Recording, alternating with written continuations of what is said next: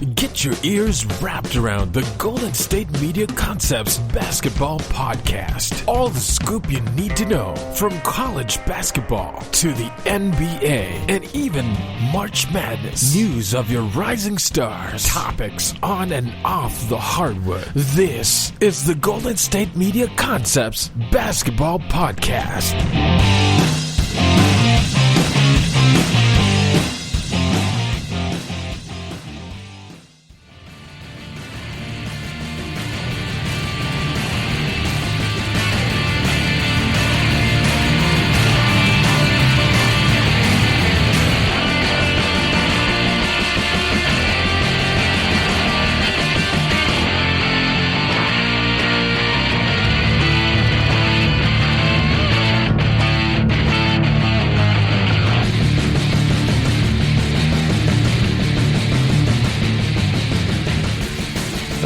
Thank you for tuning in to the GSMC Basketball Podcast, brought to you by the GSMC Podcast Network.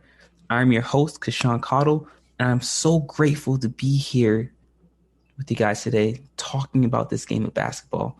And more importantly, I'm so grateful to have you guys tuned in listening to us, listening to me talk about this game of basketball that I love so much. I was sitting down in my room the other day, reflecting on my playing career up as of today.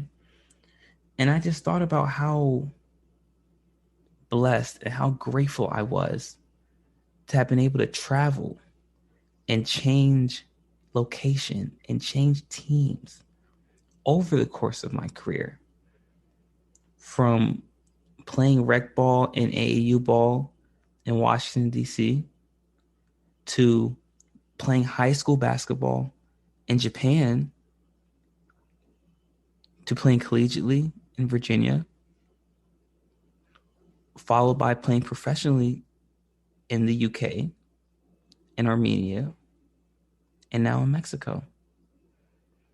And as I reflected, I thought to myself, wow, it is such a blessing. I am so grateful to have changed location multiple times and to have changed teams multiple times over the course of my career. It's something refreshing, something revitalizing about getting a new change of scenery, starting fresh, beginning something new. It's like moving out of state to get a new job, or to start a new career path, or to create your own business. It's like getting out of the country for a month to reset. And that's what it feels like when you change teams in location or career paths. It's refreshing. It's revitalizing. It's like starting anew. You're starting a new chapter in your life. And you feel like you get to reset the slate. And you're going to fix all the problems that you feel like you had in your previous location or team. And you're going to fix the mistakes you did. And you're going to be sure not to make those same mistakes. And you feel like you're a new person, and you feel like you're going to grow from it, because you do grow. Growth comes from a change of scenery. Growth comes from change. And as I reflect, I just couldn't help but think to myself, wow, I'm just so grateful and blessed to have played in multiple areas and cities and countries, to play for multiple organizations and coaches and teams. Because I don't know where my career would be up to today if I would have stayed with the same team. And that's no knock on players that choose to stay with one organization for their entire career. Kudos to them. Hats off to them. I know me, I wouldn't have needed. I need a change of scenery. I need something new. Because I know for me, when I finished my year in the UK, I felt like I needed a change of scenery. I needed something new to jumpstart my career. And Armenia was that jumpstart. It was something refreshing. It was new for me. And I felt like a better player. I felt like a better man because of it. And with the change of scenery, with the recent trade deadline having come and gone in the NBA, along with the buyout market closing, there are a lot of players that will be getting a fresh start. a chance to revitalize and jumpstart their career again. And I'm glad that these players are going to be able to have this opportunity in their career to jumpstart and revitalize it, because these players are going to be better because of it, because of that change of scenery, because of that fresh start. They're going to get to right the wrongs. They're going to get to control the narrative that may have been written about them previously. And it's going to be refreshing. It's going to be new for them. So as you guys know, there were multiple trades and buyouts that occurred in the trade deadline last week in the NBA. And so I'm just gonna talk about what I saw as the biggest trades in the NBA and what my takeaways are from those trades. And though there were many trades, I'm going to narrow it down to the top 3 or 4 technically. I'll be talking about the top 4 trades that occurred in the NBA, from Andre Drummond being bought out by the Cleveland Cavaliers and signing with the Lakers, to Rajon Rondo being traded from the Hawks to the Clippers. I'll also be talking about LaMarcus Aldridge being bought out by the Nets. Being bought out by the Spurs and signing with the Nets, and how he'll fit into the rotation and how big of a factor he'll be for the Brooklyn Nets on their quest to win an NBA championship.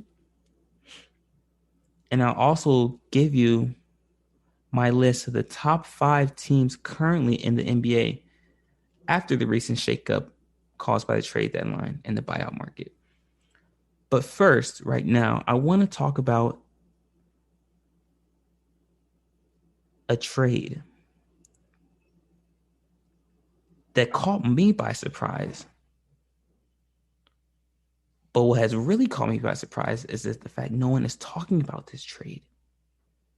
This trade has gone under the radar. It's slipped under surveillance. No one's talking about it. And I can't get my finger on why. And this trade is the Aaron Gordon trade. Aaron Gordon, formerly of the Orlando Magic, being traded to the Denver Nuggets. So for those of you who don't know, Orlando traded away Aaron Gordon and second-year man Gary Clark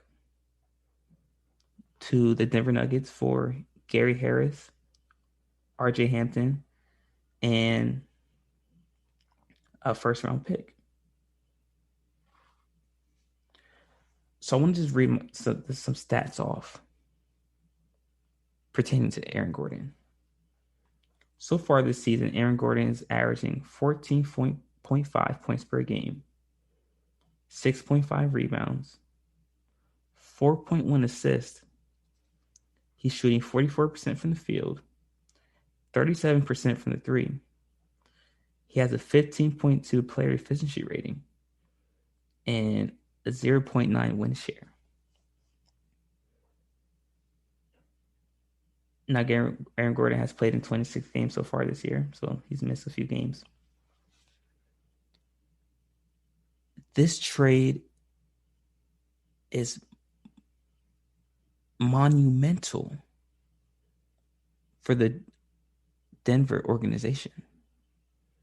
What this tells me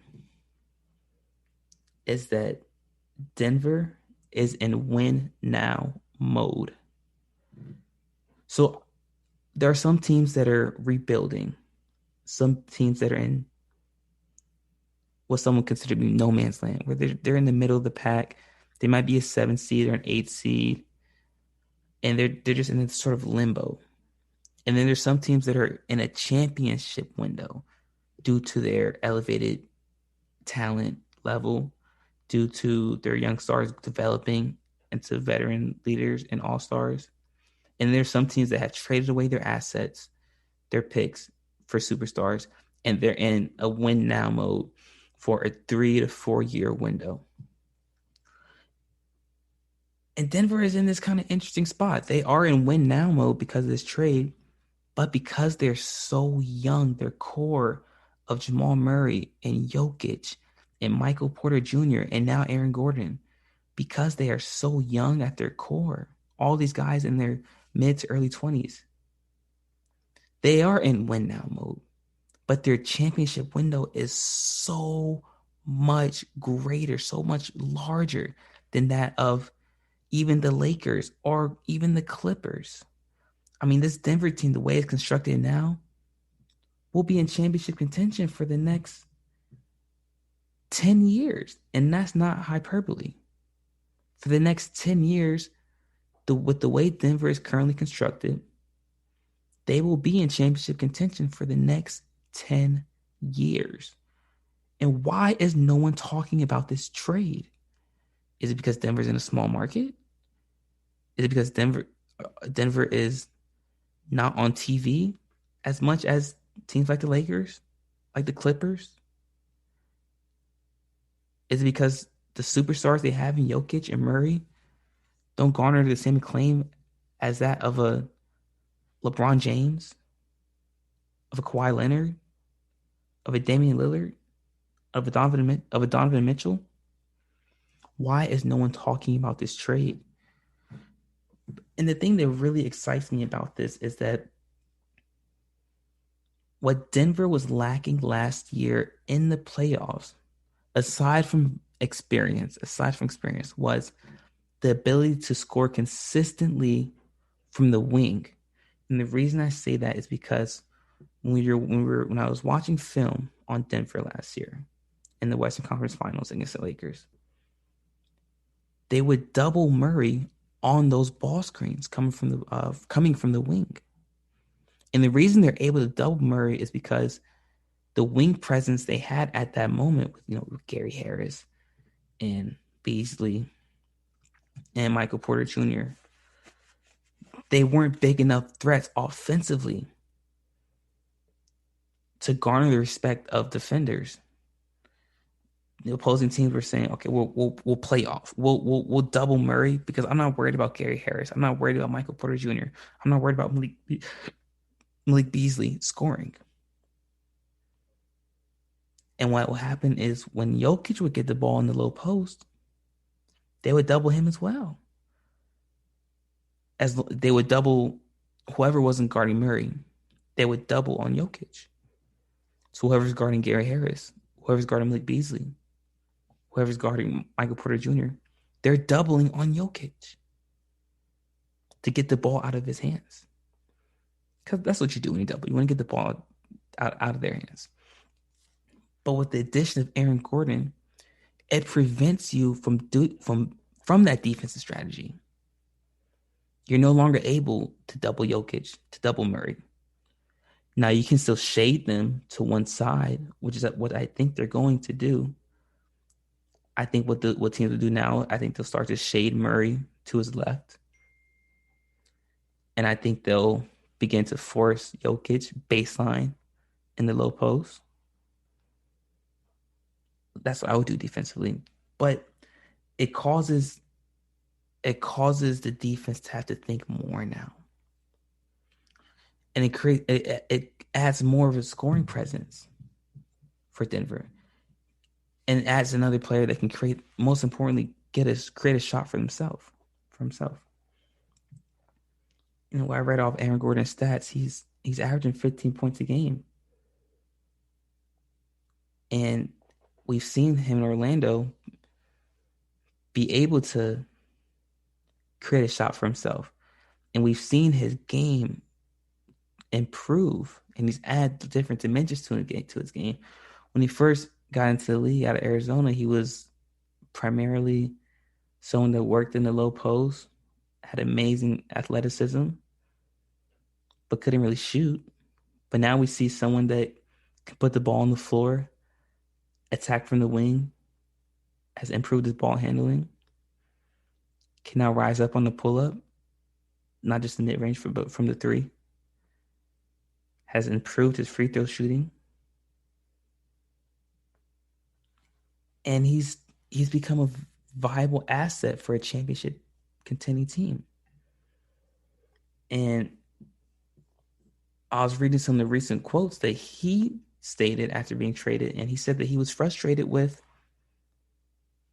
the situation in Orlando. He felt like that they weren't winning enough. He felt like management wasn't doing what they needed to do to put the team in the right situations to be successful. And he wanted to go somewhere to win. He wanted a fresh start. And what that tells me is that he's going to go into this organization. He's going to go into Denver with the right mindset, to be hungry, to want to work.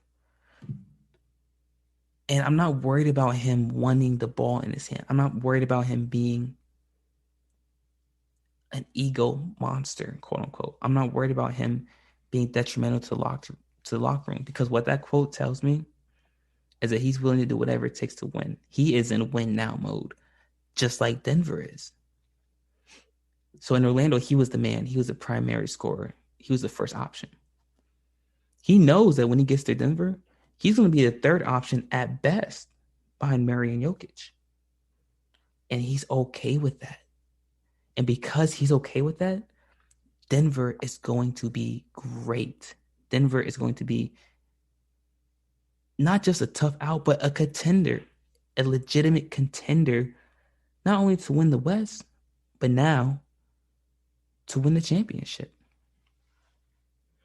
And people are going to be saying that, oh, well, Denver lost Gary Harris, who's one of their best perimeter defenders. Let's not forget that Gary Harris has been hurt. He has been injury prone for these past couple of years. He's averaging 9 points a game, 2 rebounds, 2 assists, has a player efficiency rating of 9.8. Good stats. But Gary Harris has the best ability is availability. I'll say that again. The best ability is availability. And if you're not on the court consistently, you're not much of an asset to the organization. And Gary Harris is a great player. He'll be an amazing asset to Orlando. I think he fits well into that system. But with Denver, they're in win now mode. Orlando is about to rebuild. Denver needs someone who can stay on the court consistently. And Aaron Gordon adds size to Denver with Aaron Gordon, while Gary Harris is not as long, not as tall as Aaron Gordon. So that's another added bonus to Denver. And that's to take nothing away from Gary Harris, who I feel is an amazing defender, who I feel is a great player, who's still growing and hasn't even reached his prime yet as a player. But Denver is in win now mode. And because of this trade, because of Aaron Gordon, Michael Porter Jr., Jamal Murray, Jokic, Denver now is a solidified top 3 team in the Western Conference. I know Utah is having a great year, but knowing what I've seen so far, it's those 2 LA teams and Denver. And because of the playoff experience that they created for themselves with the deep run they had last year in the playoffs, Denver is going to be a force to be reckoned with this upcoming playoffs. And don't be surprised if ABC and ESPN is traveling to Denver, Colorado for NBA Finals coverage. I mean, that's how serious this team is going to be after this trade deadline. I think they're better than Utah because of the lack of star power in Utah. As I said, they added another scoring presence with Aaron Gordon in Denver. And they fixed the problem. They fixed the problems that they had. Denver did. The fact that teams could double on Jokic and Murray, lack of scoring ability on the wing, and lack of size on the wing. Denver fixed all those problems. So Denver is now a solidified top 3 team. And you could argue that maybe they're a top 2 team, depending how you feel about the Clippers, depending how you feel about the Lakers with their recent injuries. Denver is a top 3 team in the Western Conference as of today.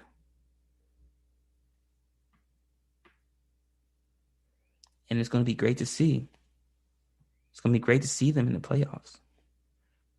I think the playoff experience they created last year for themselves is going to be huge and monumental.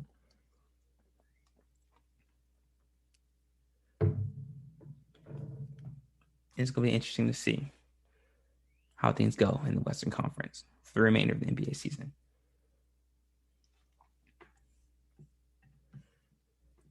But you know who else have been making some shakeups in the Western Conference? Those 2 LA teams. Those 2 LA teams that share a house, that share a stadium together. And that's the Lakers and the Clippers. Stick around in the next segment, and I'll talk to you about those recent trades that the Clippers and the Lakers made and how I feel about them and what impact they'll have on the Western Conference. So stick around.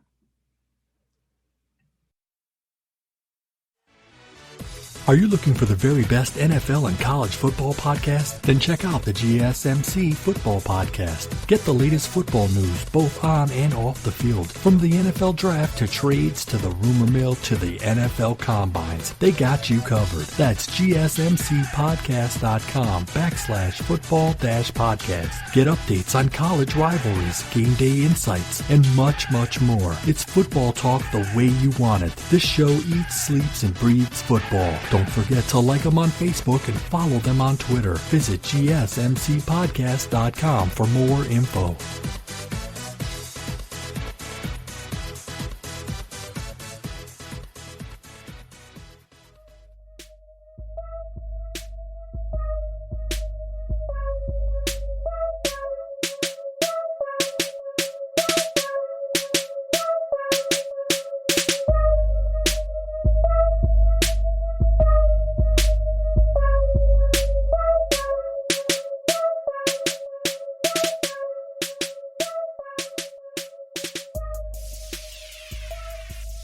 Everybody, welcome back.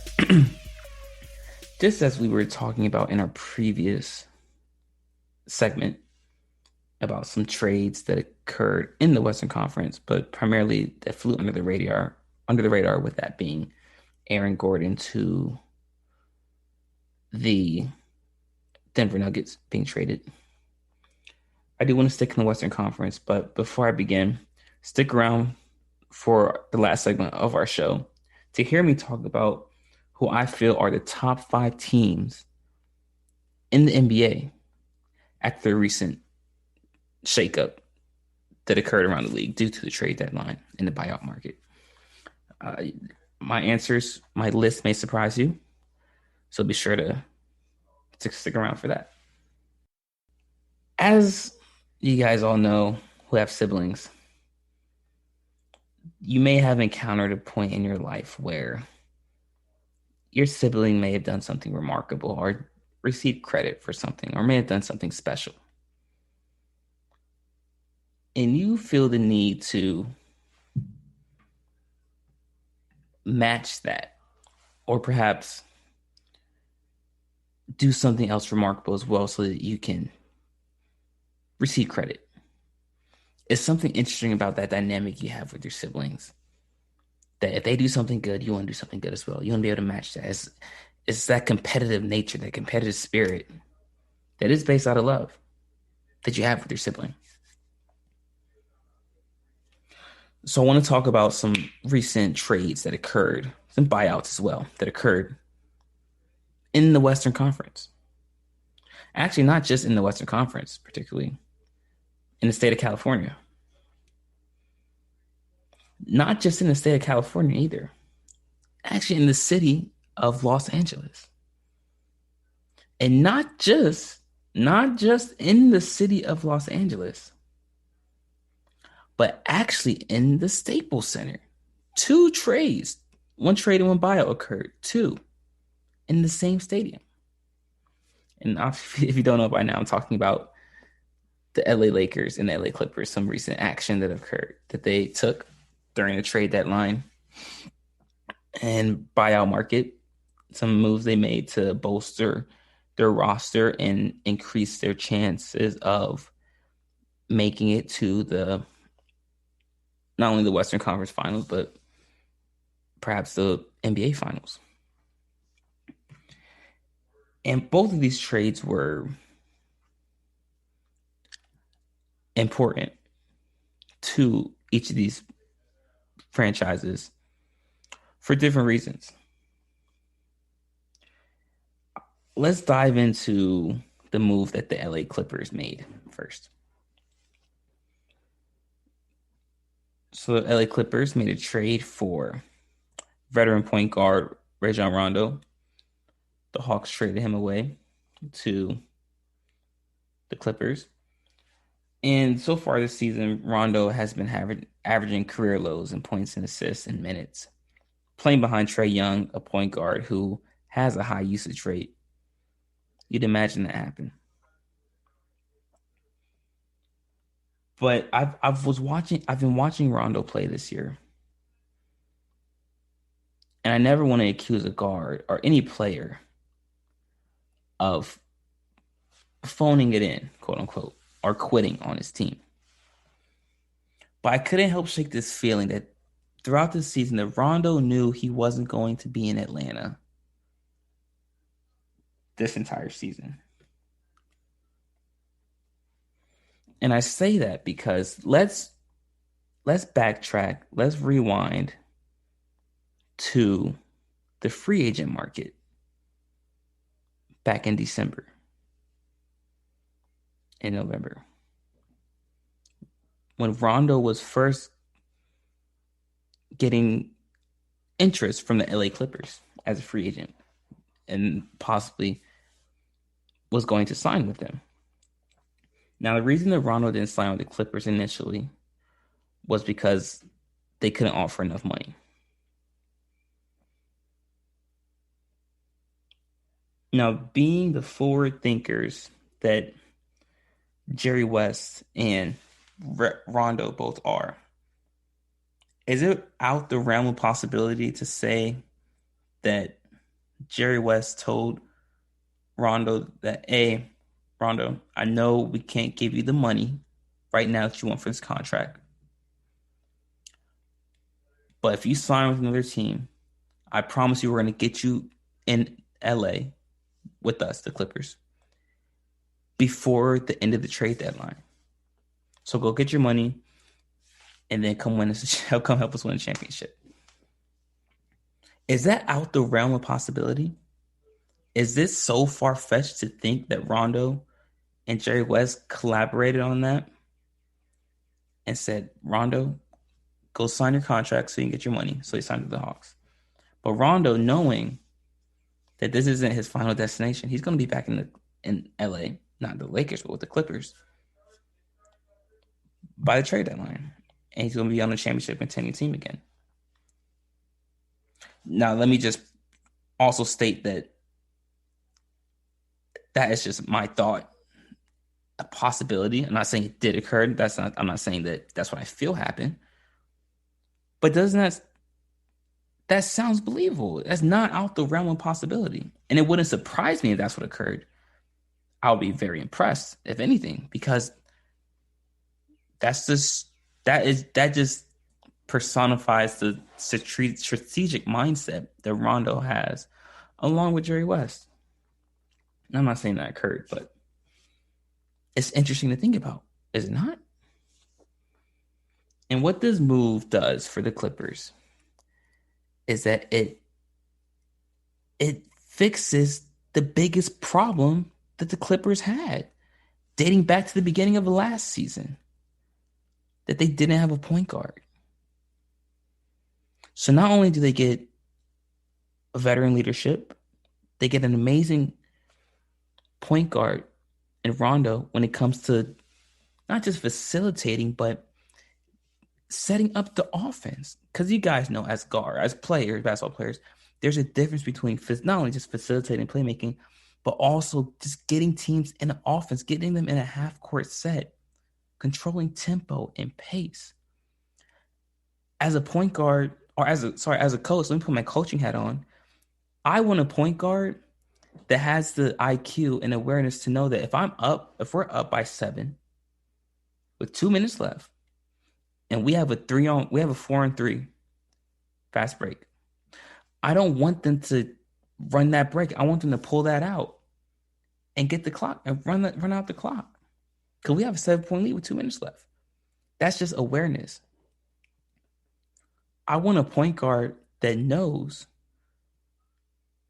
that if my big is having trouble getting action, getting ball touches in the low post, I want a point guard that knows to tell that big to come out and set a high ball screen so he can get him rolling to the basket, going full speed, and then dump it down to him. So that's going to create easier shots for him, for the big.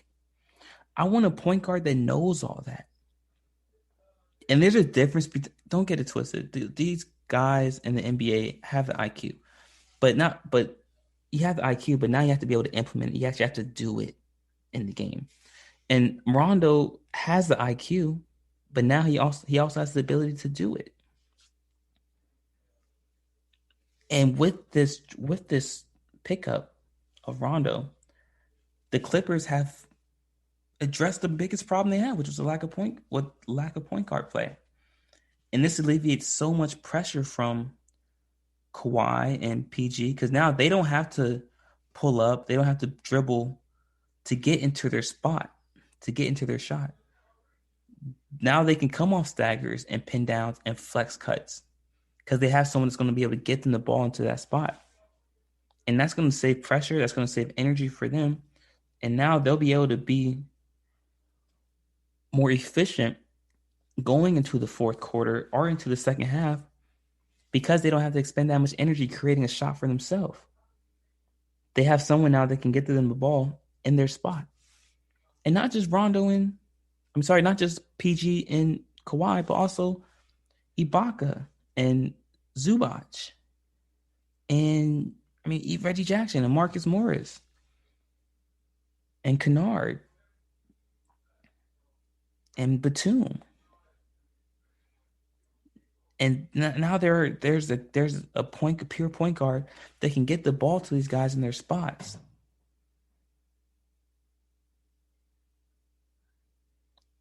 So this is an amazing pickup.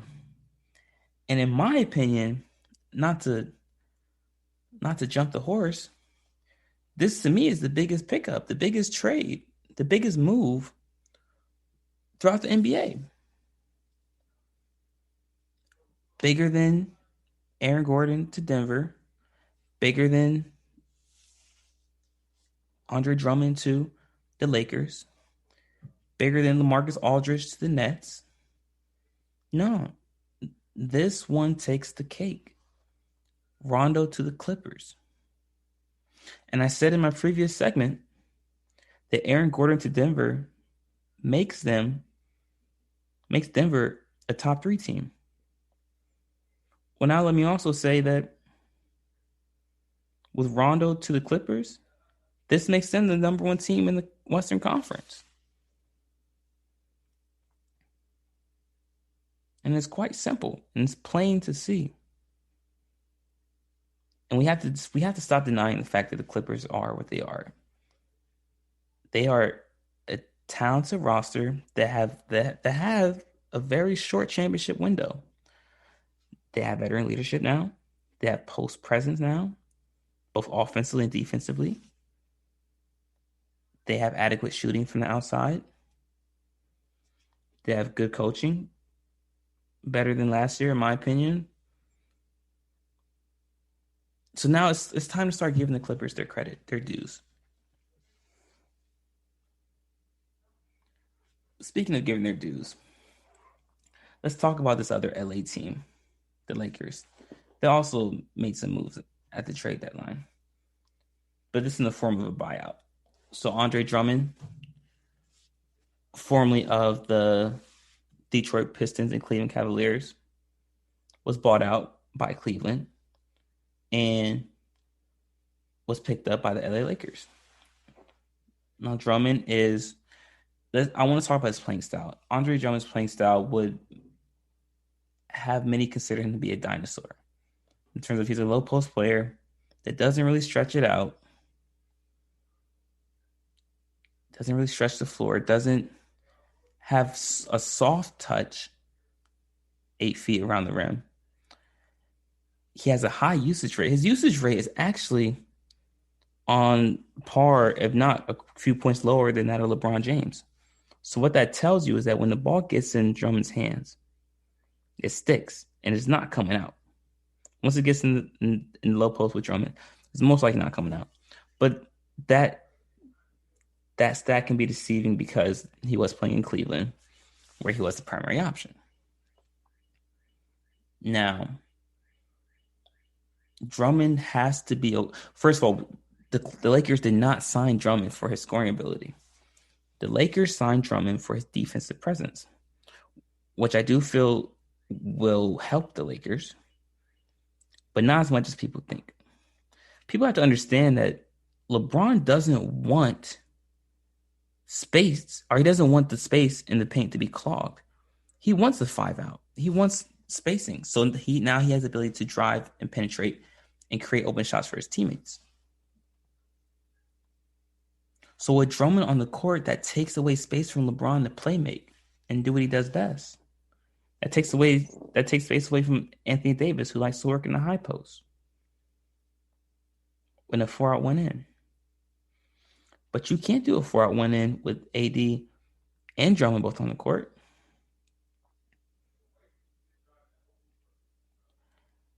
So Drummond will be efficient against bigs defensively, like guys like Jokic and Zubac, Gobert. But I can't see him being able to close in those final 5 minutes with the Lakers because of schematics and what the Lakers like to do offensively. We already know, and Anthony Davis said it himself, that he likes to play the center position in the last 5 minutes. So where does that put Drummond? That puts him right next to Frank Vogel on the bench. So yeah, it's a good signing, but it's not as effective as the Rondo pickup, because you can use Rondo in any playoff series. The way today's NBA is set up, you can always have a good point guard. You always need a solid point guard, no matter who you're going up against. But with Drummond, there's some matchups where you don't need a 5-man. You need a forward that can stretch it. So I can't use Drummond all the time like I can with Rondo. That's like having salt and Tabasco sauce. I have salt. Salt can be used for a very large variety of situations and occurrences. Most occurrences, actually. I can't use Tabasco for everything. It's good when I can use it, but I can't use it for everything. So the salt is more valuable because I can use it for more things. And that's just how this Rondo and Drummond situation is. Got the salt with Rondo, got the Tabasco sauce with Drummond. I can use Rondo all the time. Can't use Drummond all the time. But Drummond will be effective when he is out there for the Lakers. And I do expect Drummond to get more touches when he makes his debut with the Lakers, because AD and LeBron will both still be out due to their injuries. And this will allow Drummond to get time to get comfortable with his new teammates. But when LeBron and AD return, will that be enough time for Drummond to gel with them? Because he's got to get quick. He's got to get used real quick to being the third, maybe fourth option when those two guys get back.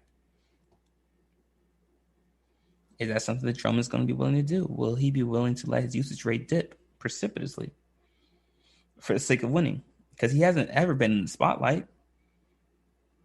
As a freshman at UConn, he lost in the second round. He's never won a playoff game. He's only played in 2 playoff series. Only made the playoff twice in Detroit. So he's never been in this spotlight. LA, Staples Center, one of the top teams in the Western Conference, playing with 2 of the top 5 players in the league, playing with one of the top 5 greatest players of all time. And now LA fans are going to be claiming Drummond as not the savior, but the missing piece to help the Lakers repeat. Can he handle that pressure? That's what we're going to have to see, because he's never been under this sort of pressure before. And you know how the cliche goes: pressure bursts pipes, but it can also make diamonds. So we'll have to see which one Drummond is going to be. I'm intrigued. I'm excited to see it. But I know that this Rondo pickup with the Clippers is emphatically, without a doubt, unequivocally, the best pickup in the entire NBA this season. And there's no doubt in my mind about that. And when I'm proven right later in the season, you can thank me. But AD to LA and Andre Drummond to the Lakers. Solid pickup for specific moments. It's the best way I can explain it. Rondo to the Clippers. Solid pickup for every situation. And that's how we have to think about this. But speaking of contenders that made pickups at the trade deadline, there is another team. This team in the Eastern Conference contender that made another pickup for a big. If you don't know who I'm talking about, stick around for the next segment to see which teams I'm talking about and what pickup I'm talking about. And also, don't forget to stick around for our last segment to hear me talk about who I see are the top 5 teams in the NBA at this moment. So stick around. We still have a lot more to come. Check out the show that's built on the MMA. From the UFC to extreme cage fighting, they got the fights covered. Check out the GSMC MMA podcast. Get the latest news on past or upcoming fights. Join us as we talk to and about some of the biggest names in the MMA, past, present, and future. When it's the fight game, there's just one show to check out. GSMCpodcast.com/MMA-podcast. Don't forget to like them on Facebook and follow them on Twitter. Visit GSMCpodcast.com for more info.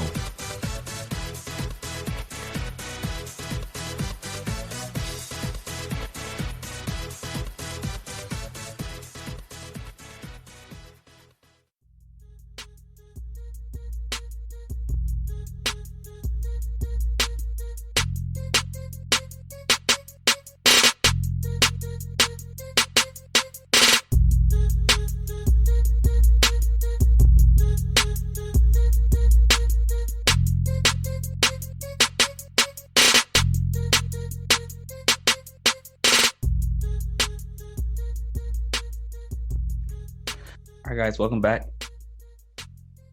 Just as I was closing out the previous segment, talking about this team in the Eastern Conference that made a rather big splash in the trade market, in the buyout market, to help bolster their roster and increase their chances of making the NBA Finals. This team, being the Brooklyn Nets, added a big as well. So just like the Lakers, who added Andre Drummond, the Brooklyn Nets added another big. This big, though, being LaMarcus Aldridge. As you guys know, LaMarcus Aldridge was bought out by the San Antonio Spurs before the trade deadline. And LaMarcus Aldridge ensued by signing with the Brooklyn Nets. Now, some would argue that this move isn't as big, seeing that they already signed Blake Griffin. Another big forward that can stretch the floor. But I think this is a pretty big move for the Brooklyn Nets. A more impactful move than Drummond to the Lakers. And I'm going to get into that. But before I get into it, I want to read off LaMarcus Aldridge's stats so far this season. So far on the season, LaMarcus Aldridge is averaging 13.7 points per game, which is his worst since the rookie season. 4.5 rebounds per game, which is a career low. Averaging 1.7 assists per game. Shooting 46.4% from the field, a career low. Shooting 36% from the three. 84% from the free throw line. Has a player efficiency rating of 15.1. And he has a win share total of 0.8. Now, what do those stats tell you? LaMarcus Aldridge is at best a very good role player on the championship team. What are the Brooklyn Nets? A championship level team, right? Unless my mind is mistaken, the Brooklyn Nets are a championship level team. And these stats tell you that these are the stats of a very, very good role player on a championship level team.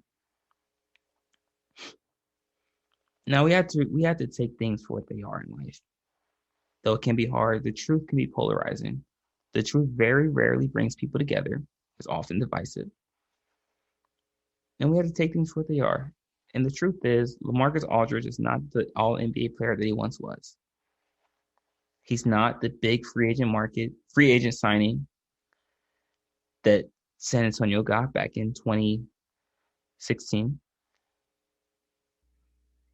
Or sorry, 2017. He's not a perennial all-star anymore. He is past his prime. And on the championship contending team, he's a role player. But there's no problem with that. That's just the point in his career that LaMarcus Aldridge is at.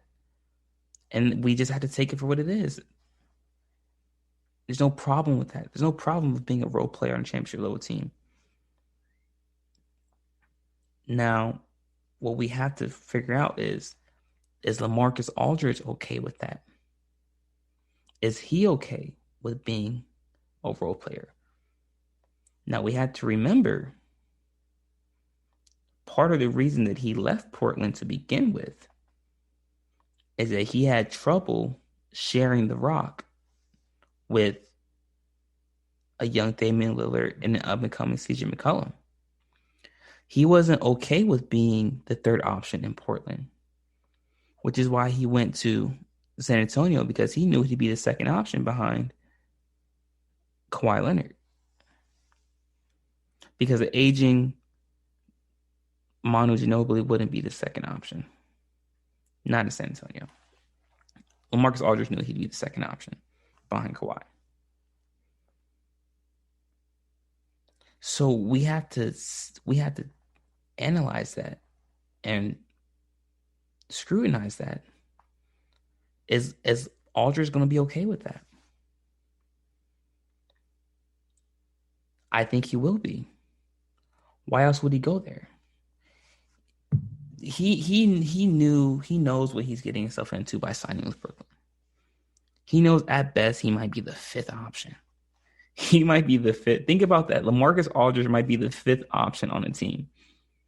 What does that tell you about how immensely talented that roster is? With KD, Kyrie, James Harden, Jeff Green, Joe Harris, TLC, DeAndre Jordan, Blake Griffin.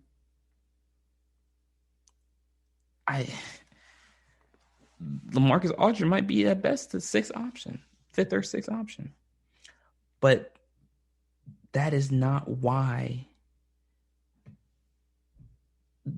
the Nets brought him in. So here's what LaMarcus Aldridge does very well. And I'm going to go back to his stats. LaMarcus Aldridge is shooting 36% from the three, which is not superb, which is not Steph Curry level, but it's quantifiable. It's satisfactory. It gets the job done, especially as a big.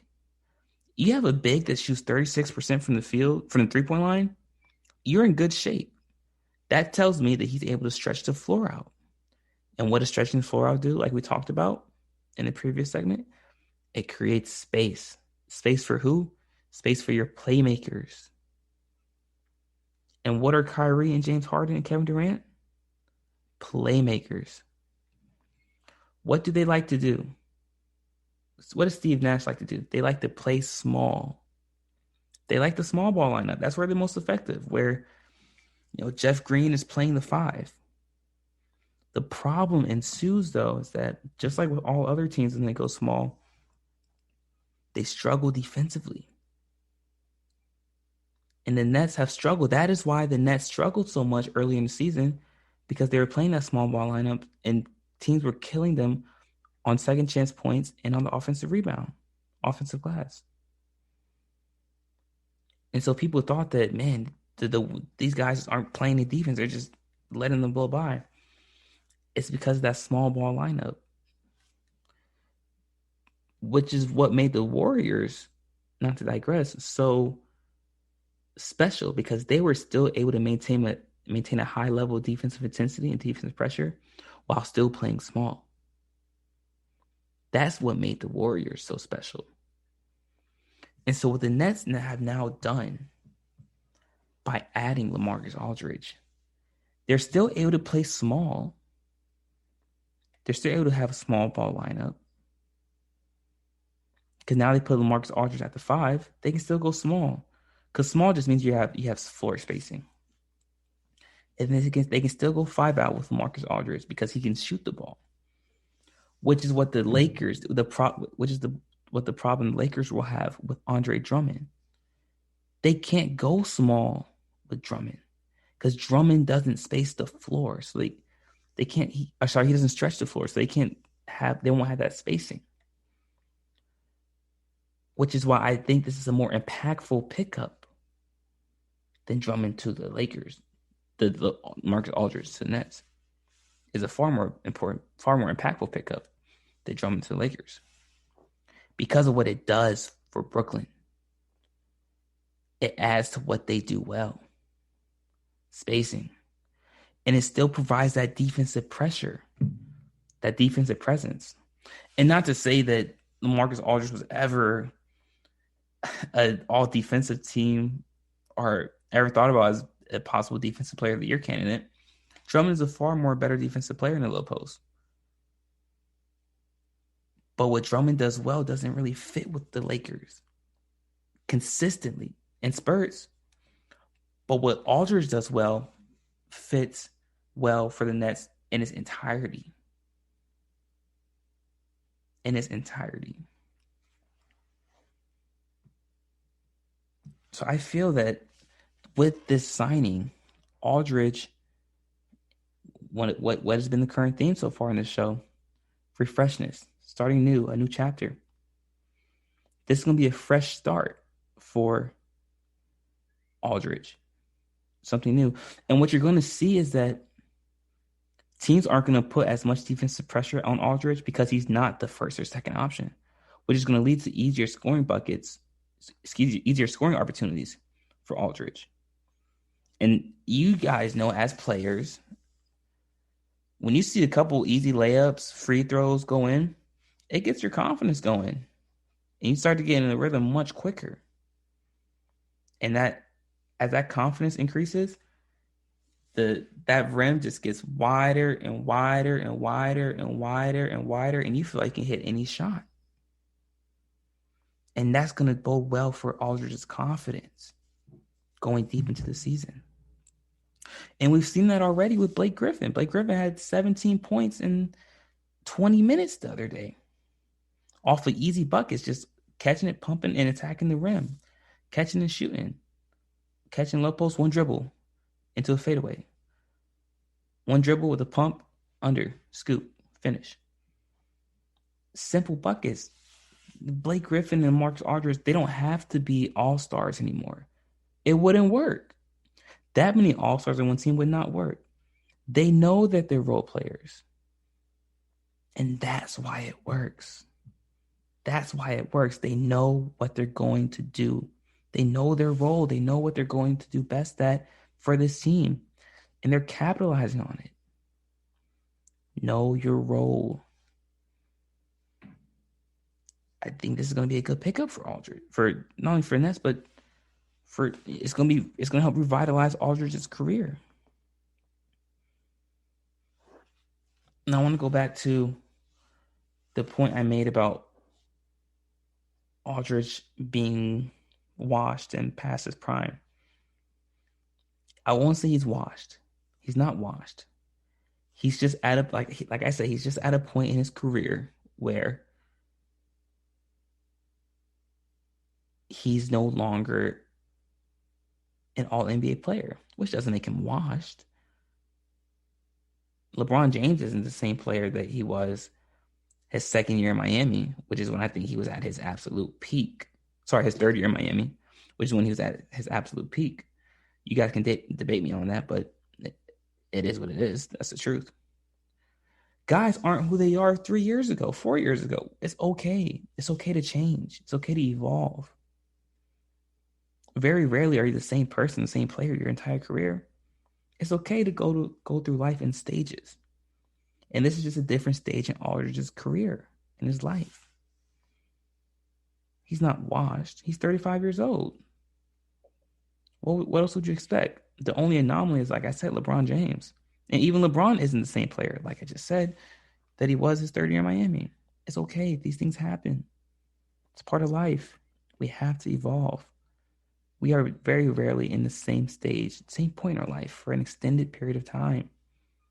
So enjoy the moment. Take it in. Embrace it. It's not going to last forever. But he's not washed. LaMarcus Aldridge is not washed.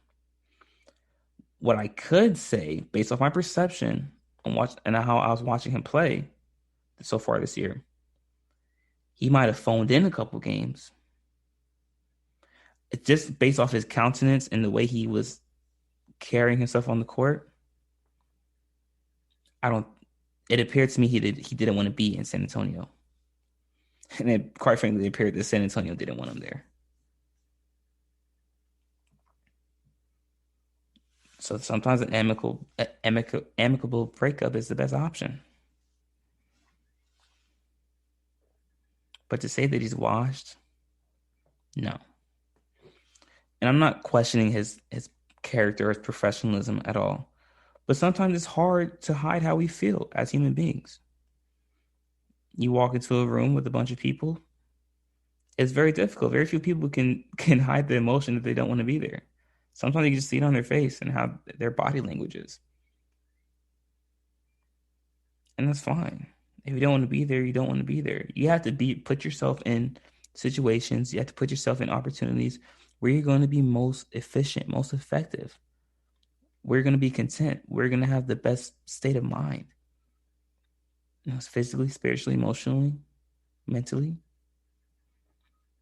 We have to put ourselves in positions where we're going to be most beneficial, most impactful. And Aldridge just didn't feel like San Antonio was that option, was that fit for him. At least not anymore. So he had to leave, which is okay. Which is perfectly fine. If anything, this should be a lesson that we all take from Aldridge. And that we have to take our life into our own hands. We have to take our career into our own hands. We have to put ourselves in situations and environments where we can grow, where we can be impactful, where we can have contentment and peace of mind. And I think Aldridge is going to find all that in Brooklyn. And he had a solid few years in San Antonio. Did he underperform? In my opinion, yes, he did. For the money they paid him. But the game changed right under his feet. The game transitioned to a small ball lineup where guards are the primary focus and the bigs are not. There's very few bigs that are considered to be the top players in the league today. That's just how things go. Things change. Things evolve. But Aldridge is going to be a very good pickup. Aldridge is going to be a very solid pickup for the Nets. And I want to touch on something that Blake Griffin said that I read a couple of days ago. He talked about how the narrative on his game has changed since he's been in Brooklyn. Now I'm paraphrasing here. He said that people said that I was washed up, that I couldn't play when I was in Detroit. But now that I'm in Brooklyn, people are saying that it was a steal, that I'm going to be it's scary. I'm going to be a great piece. So which one is it? There's nuance to that, Blake. Now, Blake has been as we know, an all-star multiple times who has underwhelmed in his career, in my opinion. But that takes nothing away from what he has done. To whom much is given, much is required. I had high expectations of Blake, and he didn't fulfill them because I saw a talent level. And so my expectations were higher of him. But it's not that people are expecting you, Blake, to be the same guy. That's not what makes you scary in Brooklyn. What makes you scary in Brooklyn is that what you do fits well with them. Don't get it twisted. You're still not the same player you were when you were with the Clippers. You're far from that. But no one's asking you to be that anymore. See, what it is that people were asking you to do that in Detroit, which is why you looked washed, which is why you looked past your prime. They're not asking you to be that guy anymore in Brooklyn. People are asking you to be a role player now, which is what's scary. They're not saying that, you still don't look washed, you still don't look past your prime. You still do. It's part of life. But you look good for a role player. That's what makes you scary. That's why the narrative has shifted. So there's nuance. There's nuance to that. Just like with anything in life. But with the addition of Aldridge and Blake, it allows the Nets to play small, which is what they do best. But it allows them to play small throughout the entire game, not just in spurts. So now their most efficient and effective lineup can be out there for 90% of the game, which is scary. Which is very scary, which makes them a top team in the East and in the NBA, and only increases their chances of making it to the finals. So what are some other teams with high aspirations and high contingency to make to the finals? Stick around for my last segment so you can hear my list of the top 5 teams in the NBA as of right now after the current shakeup from the trade deadline. Stick around. Are you looking to get your college football fix? Looking to get the latest news on your favorite school's team? The GSMC College Football Podcast is your ticket to all things college football. Join us as we talk college football from the national championship, the college rivalries, the bowl game, to the Heisman Trophy. To which conference is the best? We've got you covered for the Big Ten, SEC, Big 12, the Pac-12, ACC, and everything in between. Download the GSMC College Football Podcast on iTunes, Stitcher, SoundCloud, Google Play, or anywhere you find podcasts. Just type GSMC in the search bar.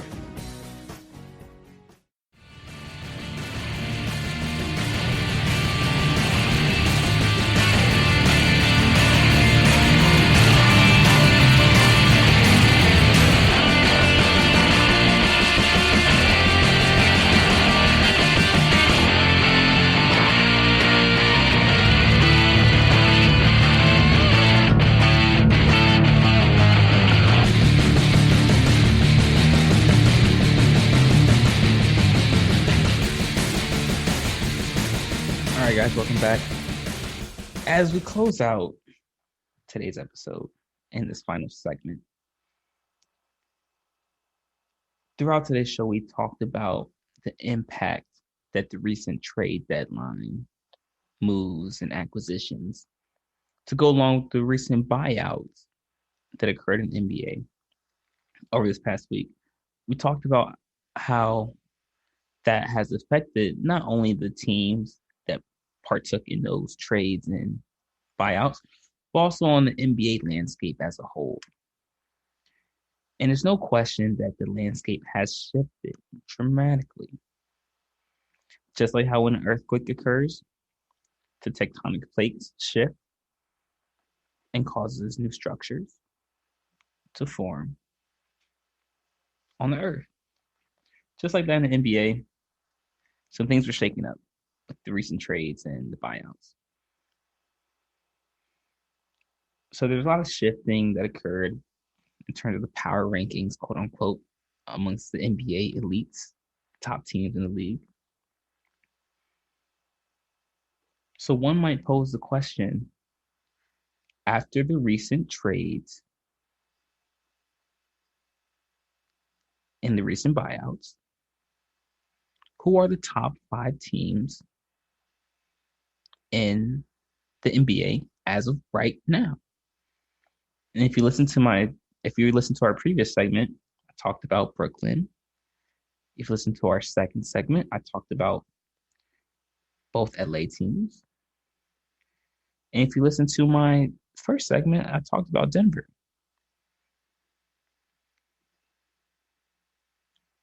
So I gave you a cheat sheet. But let's get into this. Let's talk about the top 5 teams in the NBA as of today. Just for anticipation purposes, I'll start from 5 and move up to 1, just to build up the suspense. So starting out at number 5, we have the Utah Jazz.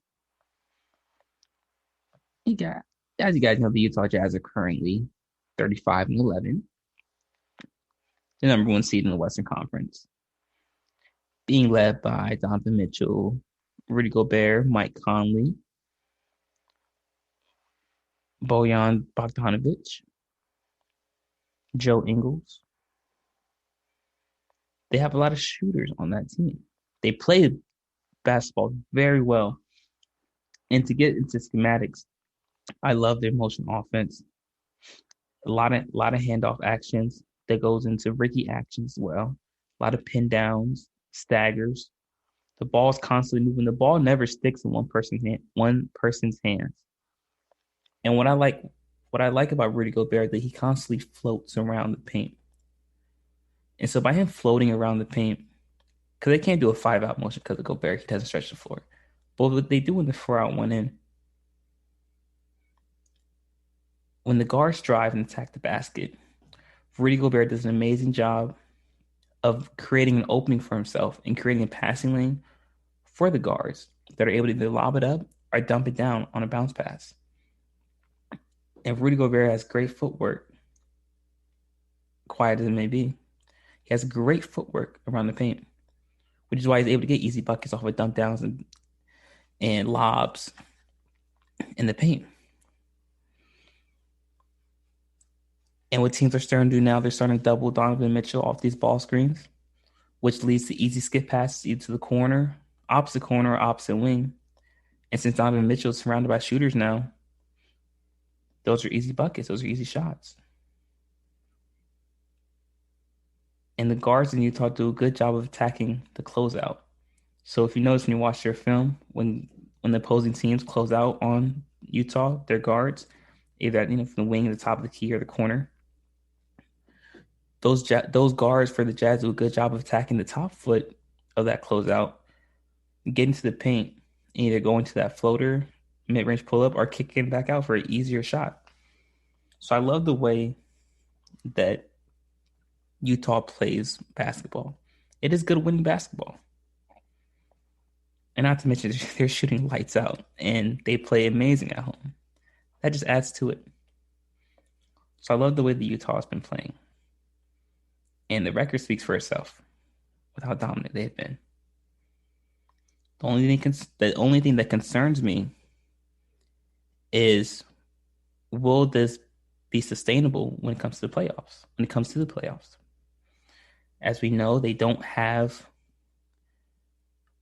much superstar talent outside of Donovan Mitchell. I don't quite consider Rudy Gobert a superstar. He has a talent, though. And the cliche goes that superstars win championships. And if I only see one superstar on Utah, how does that bode for them in the long term, in the playoffs? Because it's about winning championships, right? You can have an amazing record in the regular season, but what does that really mean come playoff time? And that's my biggest question with Utah. Will this be sustainable? Can they keep this level of intensity, this level of play, with a lack of superstars in the playoffs? That remains to be seen. Though they have the best record in the NBA as of today, I can't put them any higher than 5 because of those questions. That being said, I still do love their offense in the way they play. Utah, number 5. Let's move to number 4. Who is number 4 on our list of the top 5 teams in the NBA? I have the Denver Nuggets, currently sitting in the 5 spot in the Western Conference with a record of 29-11. As I stated in the beginning of the show, this Denver team is led by Jamal Murray and Nikola Jokic, who I both consider superstars today in the NBA. They are surrounded by 2 other stars. Well, 1 star in Aaron Gordon and a rising star in Michael Porter Jr. And just the talent level in Denver has propelled them, in my eyes, to this top 5 standing, this top 5 list in the NBA. I think they're a top 5 team in the West. Top 3 team in the Western Conference. This Aaron Gordon trade fixed every problem that Denver had. They lacked scoring on the wing. They lacked defensive pressure on the wing. They had a problem with opposing guards, double teaming Jamal Murray. With the addition of Aaron Gordon, teams won't be able to do that anymore. Because you can't leave Aaron Gordon on an island. That's going to be an easy blow by. So now teams have to play more honest. And they can't double Jokic either with the addition of Aaron Gordon. So this addition of Aaron Gordon to Denver, though slept on, in my opinion, is one of the biggest moves of the trade deadline. Yet people are not talking about it. This has turned Denver into legitimate championship contenders for the next 6 years.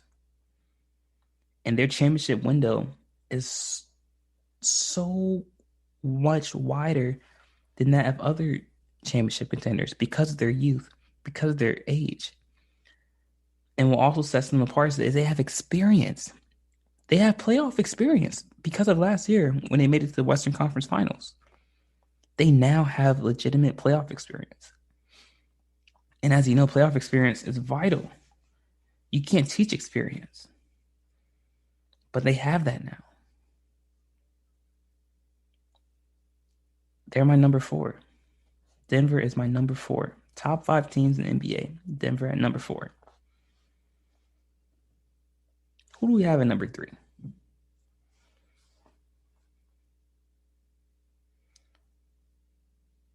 the team that lives in Staples Center, not in the basement. No, the team that stays on the top floor of the Staples Center, the LA Lakers. With the addition of Andre Drummond, though I don't feel as highly about it as other pundits do, I still do believe it was a solid move. I do believe it will help LA, especially with LeBron James and Anthony Davis being out due to injury. It will help them defensively in the low post, which is where they've been struggling at this season, with Marc Gasol not playing at the standard and Montrezl Harrell just being undersized, and AD not being a true, Anthony Davis not being a true center. It gives a low post presence on the defensive end. The only thing that worries me is that Andre Drummond will be a gadget player. You can only use him in certain segments against certain matchups. You can't leave him out there the entire game. You can't leave him out there in the last 5 minutes of the game due to his poor free throw shooting and his inability to create spacing on the court. The Lakers on the offensive end won't be able to space the floor with Drummond out there. But I do believe that his defensive presence propels the Lakers and has made them better. But I'm not expecting much out of Drummond on the offensive end. I'm not expecting him to give me 25 and 15. I am expecting him to give me at least 8 points and 12 rebounds, though. Which is what the Lakers need. They need him for his defensive rebounding purposes. Nothing on the offensive end. Anything he adds outside of his defense and rebounding is just icing on the cake. Icing on an already well-made cake for the Lakers.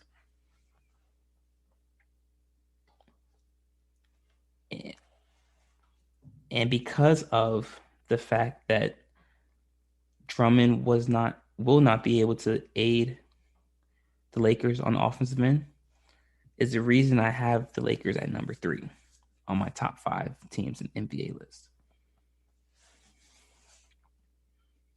So who do I have at number 2? Who do I have at number 2 in my top 5 teams in the NBA? Well, it's that quote-unquote stepchild, the team living in the basement of Staples Center, the LA Clippers. The Clippers alleviated, just like the Lakers, just like Denver, every problem that they had prior to the trade deadline. They lacked a point guard, a true point guard, that could not only facilitate and play make, but get them into their sets in the half-court setting. In trading for Rajon Rondo, you not only get playoff experience, but you get all those other attributes that I just mentioned. Rondo's going to also provide veteran leadership, emphasis on the leadership, because Paul George and Kawhi Leonard are not leaders by nature.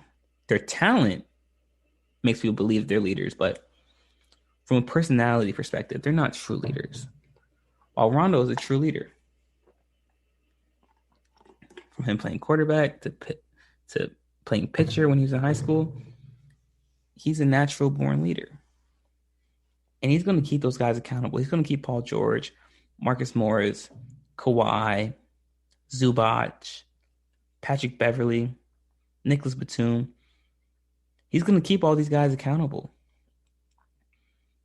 And by them being held accountable, it raises their standard and level of play.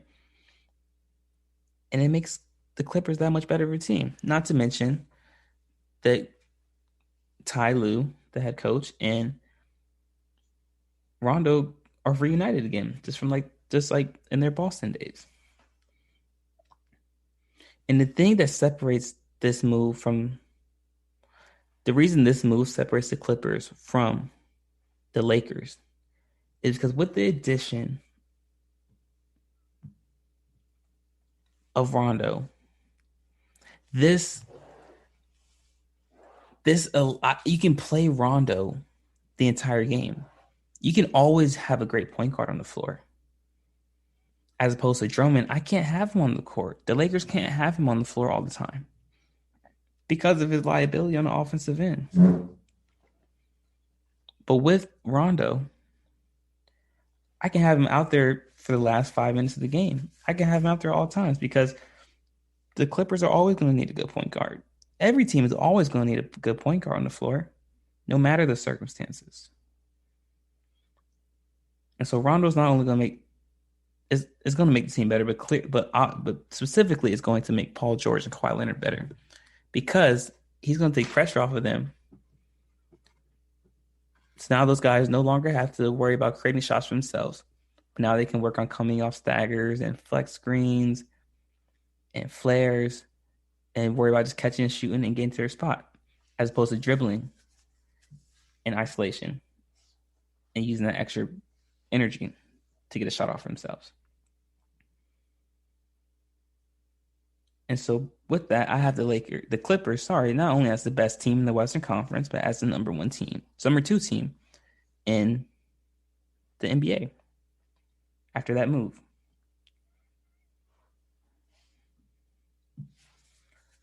So you've heard my list so far, 2 through 5. At number 2, I have the Clippers. Number 3, I have the Lakers. Number 4, I have the Nuggets. Number 5, I have Utah. So who do I have at number 1? Who is the number 1 team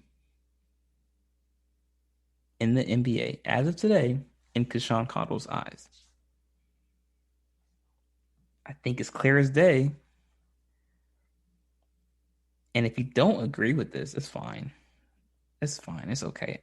I get it. But it is clear as day who the best team in the NBA is as of today. And it's that team out in Brooklyn, baby. The Brooklyn Nets.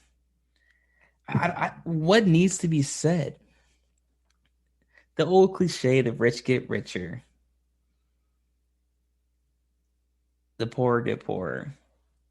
But primarily the richer get richer. Is that not the perfect analogy to use for this team right now? So we thought KD and Kyrie was enough to win the East. At least I did. Then they go and add James Harden. And now you say, wow, that's awesome. Well, they're clearly the best team in the NBA. Then they go ahead and add Blake Griffin. Okay, Blake Griffin's past his prime. He's going to be a great role player. Solid pickup. Yeah, of course. They're legitimate championship contenders now. They're probably going to win a championship. Then you go ahead and add LaMarcus Aldridge, a former All-NBA player who just got bought out by San Antonio, who's going to have an immediate impact on Brooklyn. You add him and you say to yourself, okay, well, what am I supposed to do now? What are we supposed to do? You're talking about 2 of the best quote unquote role players in the NBA right now, or who are going to be role players with Blake Griffin and LaMarcus Aldridge. There's not much to say. It's clear as day that Brooklyn is by far leaps and miles ahead of everybody the best team in the NBA. And I'm not trying to be hyperbolic. I'm not trying to be irrational. I'm just giving you my unbiased, objective opinion. That no other team, quite frankly, is coming close to Brooklyn right now. It will surprise me if a team is able to match Brooklyn in the finals, in the playoffs. I just don't see it happening right now. So that's my list. Number 1, Brooklyn. Number 2, Clippers. Number 3, Lakers. Number 4, Denver Nuggets. And number 5, the Utah Jazz. Those are my top 5 teams in the NBA right now. And as we talked about today throughout the show, we talked about Aaron Gordon in Denver. We talked about Rondo with the Clippers. We talked about Drummond with the Lakers. We talked about Aldridge with the Nets. We talked about all these trades and all this player movement. But we have to remember the main focus, which is changing of scenery, changing your situation. It's okay to want to change the scenery. It's okay to want to put yourself in a different environment, in a different situation, to better yourself, to make yourself a better individual.